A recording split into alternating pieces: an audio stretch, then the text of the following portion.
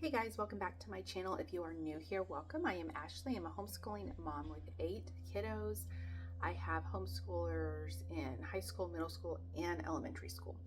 You will find that some of my curriculum kind of as I am going throughout the year might be a little bit geared more towards my older kids because high school I am really wanting to give that information and relay the information that I find is helpful for homeschooling high school because this is my first time doing this.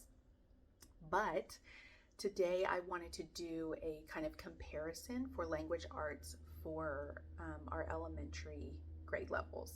So I have 3 elementary kids that are doing language arts, and we are using 2 different curriculums. So I have my 3rd grader is doing the level 2 from The Good and the Beautiful. She was a little bit slower for learning how to read, and it took a little bit of time for her to kind of pick up the pace. She did half a year of private pre-K where they taught her like half the stuff, and then COVID happened, and then we were like, I had to pick up all the pieces. So it was a little bit slower and a little bit more of a struggle for her to learn how to read. Now she does amazing.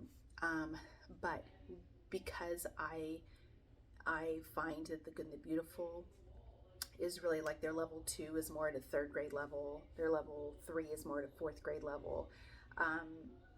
She has done really well, but we are at the level 2. So we are, I was thinking about it at the beginning of the year. I was like, should I push her to level 3? But I decided no, I'm going to have her stay confident in her reading and keep her on track with what levels we're doing. So level 2 is where we're at for The Good and the Beautiful. Now, so I have her, and my 2nd grader we started with the level 1 language arts from The Good and the Beautiful.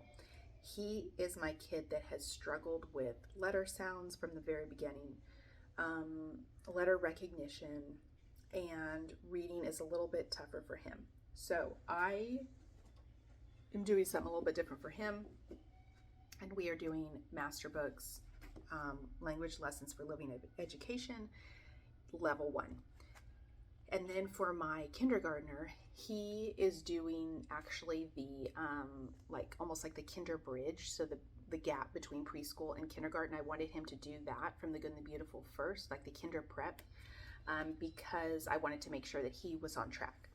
Now he is almost done with that book, so I am thinking I am going to put him with The Good and the Beautiful level K, I think, but that is because he seems to be catching on pretty quickly. It's very iffy on what I'm going to do with him, but my 2nd grader that is doing this level 1, I just kind of want to do a comparison between the 2 and why I picked like my kids doing different curriculums, which sometimes makes that a little bit crazy. This focuses a lot more in simpler form how to sound out words. They do sight words sometimes, and I'm kind of back and forth about sight words, like recognizing your words versus learning how to say them. In our pre-K, they did a lot of, in our private pre-K that a couple of my kids went to, they did a lot of sight words. And yes, that's good for like beginning words. But what good is it really going to do if they just memorize what the word looks like and then they don't know how to say any other words but the sight words that you've given them? So this is literally a page or 2 for each lesson. So like this one's 2 pages, but it's a very which is going to be beautiful, is colorful too, but it's just very user friendly, and just there's not a whole lot of like games to go with it. There's not a whole lot of just extra stuff. So like here's, let's see, so like 37 would be, they talk about the vowels, so they give like a little bit of a lesson here that you can read, and then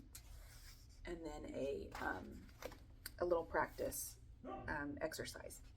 So 1 to 2 pages max for these words. I find they're probably more like 2 pages each, and they're just with this book, they actually have, which he has gotten to kind of recognize, these, you know, like the marks above the vowels. So how the vowels are sounding, they do a lot of that in there. And at first I thought, oh, that's going to kind of confuse him, but it really has worked well, and he has kind of remembered that, and it has kind of boosted his confidence quite a bit for reading. So we are at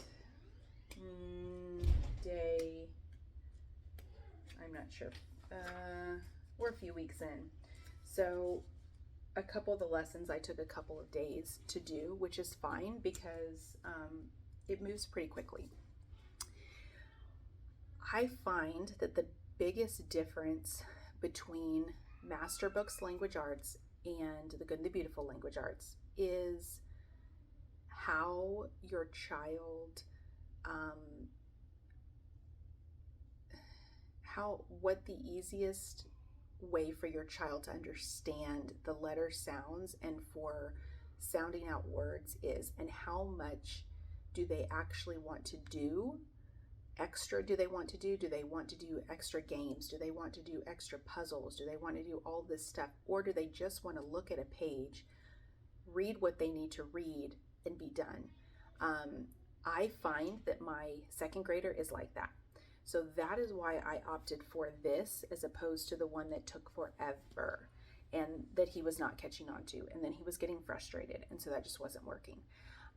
Whereas my third grader likes to watch the videos that are linked. It's on the app for the Good and the Beautiful, likes to listen to the stories, likes to do all of that, which my second grader does to an extent, but really reading is not his favorite thing. And so getting him to do that, if we just say, let's just do this page and be done with it, instead of prolonging it for half an hour, it works a lot better for him. So I think that a lot of it is just a preference on how your kid learns best.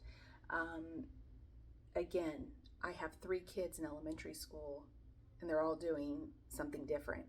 I mean, yes, 2 of them are doing the Good and the Beautiful, but as far as how they retain all this information, all 3 of them are different.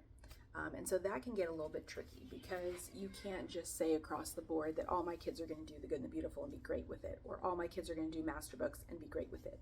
My oldest, my third grader, would be bored with Masterbooks because she's gotten to like the readers for the Good and the Beautiful. She has come to like the booster cards.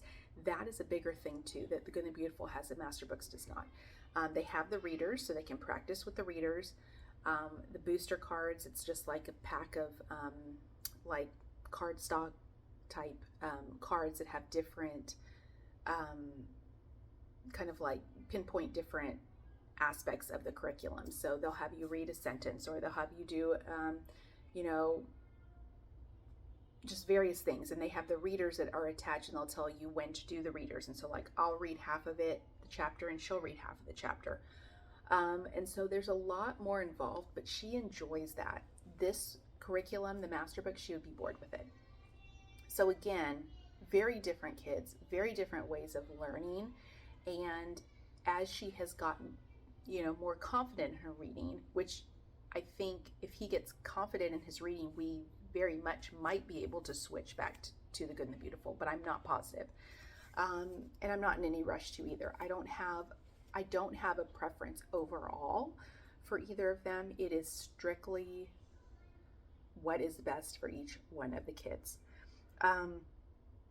So the Good and the Beautiful does have more practice opportunities. If you are looking to have more like supplementing, they have the books, they have the extra things, the extra games, all of that stuff in the, you know, the videos that they watch in the curriculum. I think it is very good overall for the kids to know that and to learn that way. But if they're not willing to sit there and they don't want to listen to it, and it's more frustrating and more hard and more work than it should be, do something more simple. So overall, I just wanted to kind of compare the two and to kind of let you know that it's really not a preference, one or the other.